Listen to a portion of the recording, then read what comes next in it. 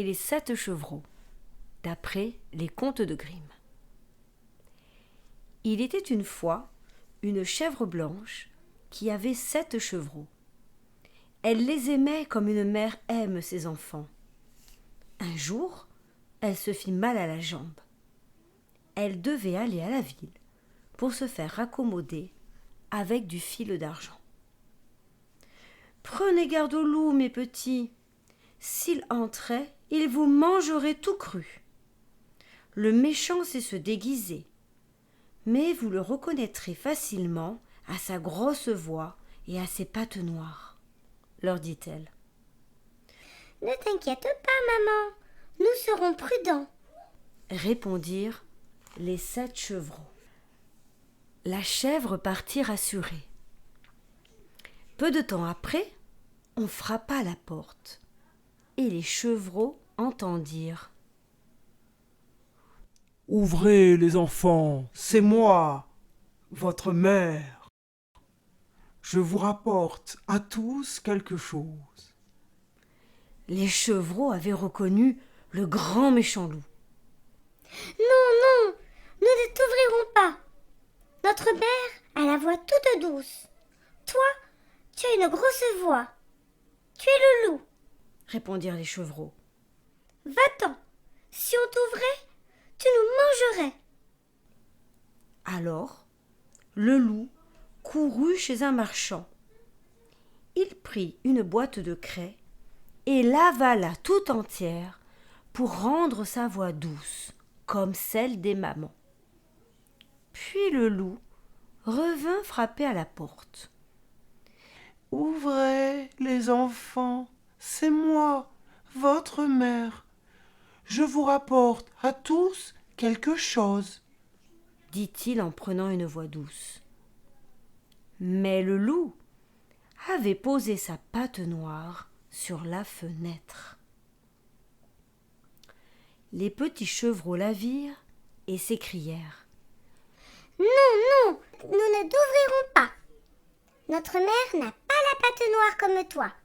Tu es le loup, va-t'en.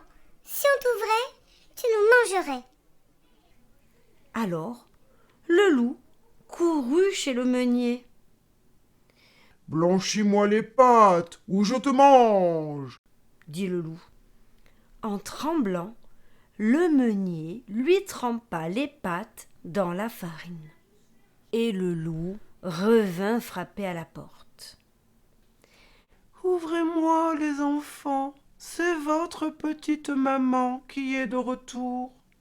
Je vous rapporte à tous quelque chose, » dit-il en prenant une voix douce. « Montre-nous d'abord ta patte pour voir si tu es bien notre maman chérie. » Le loup posa sa patte contre la fenêtre. Une patte blanche, comme la patte d'une chèvre. Les petits chevreaux crurent ce que le loup avait dit. Doucement, tout doucement, ils entr'ouvrirent la porte. Et là, le grand méchant loup apparut. « Qui vais-je manger en premier ?» dit-il en se léchant les babines. Les chevreaux, épouvantés, couraient dans tous les sens pour se cacher. Le premier bondit sous la table, le deuxième sous le lit, le troisième dans la cheminée, le quatrième dans la cuisine, le cinquième dans l'armoire, le sixième sous la bassine et le septième dans le coffre de l'horloge. Mais le loup les trouva et les avala bien vite. Tous, sauf le plus jeune, qui était dans la pendule et que le loup ne vit pas.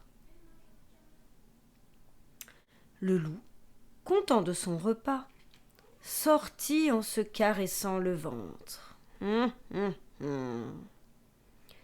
Il alla s'allonger près du ruisseau pour faire la sieste et digérer. Dame Biquette revenait de la ville en boitant, toute raccommodée avec du fil d'argent. Elle vit la porte grande ouverte et sa maison sans dessus-dessous. Quel malheur!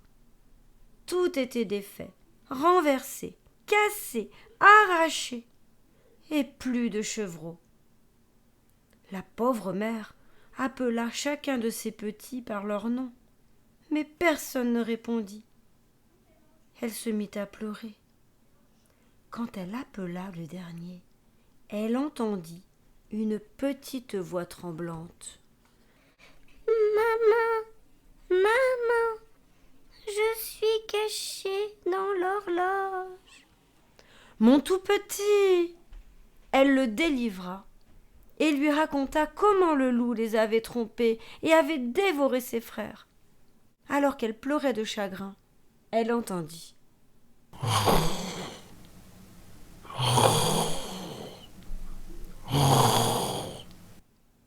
Qu'est-ce que c'est? Chuchota-t-elle. Elle sortit de la maison et traversa le pré, suivie de son petit. C'était le loup qui ronflait. Il faisait trembler les feuilles de l'arbre au-dessus de lui. La chèvre vit que quelque chose remuait dans le gros ventre du monstre. « Et si mes petits étaient encore en vie ?» pensa-t-elle. Elle envoya le petit chevreau à la maison pour chercher des ciseaux, une aiguille et du fil bien solide. Sans hésiter, la chèvre ouvrit le ventre du loup. À peine eut-elle commencé qu'un petit chevreau passa la tête. Puis les 6 chevreaux sortirent, les uns après les autres. Ils étaient tous bien vivants. Quelle joie! Ils embrassaient leur mère, gambadaient. Mais la chèvre chuchota. « Allez vite me chercher des pierres. Nous en remplirons le bedon de ce maudit animal pendant qu'il dort. » Elle bourra autant qu'elle put le ventre du loup. Puis, elle se dépêcha de le recoudre. Elle fit si vite et si bien que le loup ne s'aperçut de rien. Puis la chèvre rentra à la maison avec ses 7 chevreaux retrouvés. Elle ferma la porte à clé. Lorsqu'il se réveilla de sa sieste, le loup s'étira. Oh! Mais les cailloux lui donnaient drôlement soif. En s'approchant du ruisseau, il se trouva bien lourd d'eau. Poum, patapoum! Les pierres se cognaient à grand bruit dans son estomac. Qu'est-ce qui poum patapoum dans mon ventroum? Il se pencha au-dessus du ruisseau, mais les pierres l'entraînèrent au fond de l'eau, et il se noya. Quand ils virent cela, les chevreaux accoururent et crièrent « Le loup est mort! Le loup est mort !» et ils dansèrent de joie avec leur maman.